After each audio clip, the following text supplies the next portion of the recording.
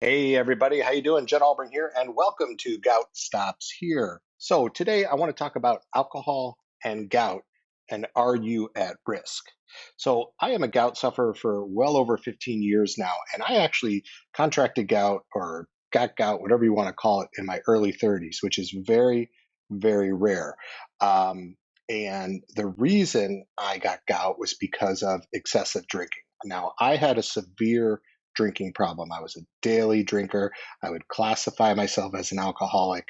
And it was because of my foot doctor, my podiatrist, who told me, you need to quit drinking because you literally have the body of a 70-year-old man in your 30s.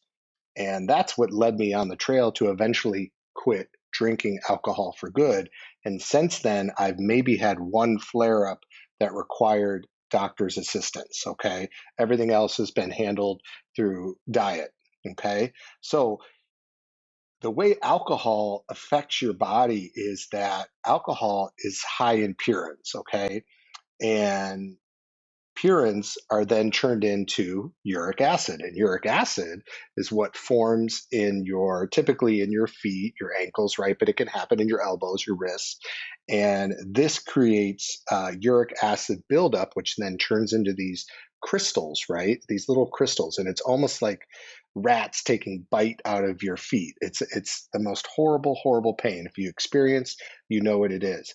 And all alcohol, guys, beer, wine, spirits, they all affect this. Okay. They all can cause high levels of uric acid, which can lead to gout. Um, Now, the kidneys, right, is what helps us to eliminate um, that's how we release the uric acid, right, through our kidneys, and we release it through urine, okay, through going to the restroom.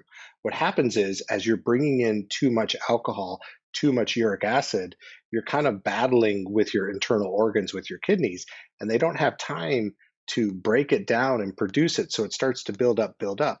That was the case for me. So now, if you're just a casual drinker having a glass of wine here and there, or even two, it's typically not a problem. But if you're somebody who's drinking in excess and you're getting gout, it may be time to cut back or even quit for good.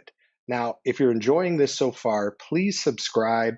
Also, comment below. Let me know that you subscribe. Say, I subscribed, and let me know your question about gout. Let me know if you're somebody who's tried um, tried ways to cure your gout and it hasn't worked, or let me know what is working. I'd love to hear from you and I will respond. Now, um, I'm not here to tell anybody to quit drinking. I'm not here to judge you, but it is time to take a look at your drinking habits. Okay. And think about what's more important to you, drinking uh, and still having gout pain or no gout pain and cutting out alcohol. I know for me, I'll give up alcohol any day of the week to not have to suffer from gout pain, because it is hands down the worst pain I've ever felt in my entire life. Okay. My first experience with gout was after a long day of binge drinking. I got up in the middle of the night to use the restroom.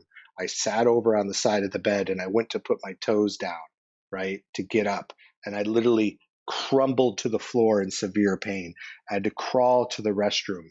I had to call my buddy the next morning and say, you need to bring me crutches. I can't walk.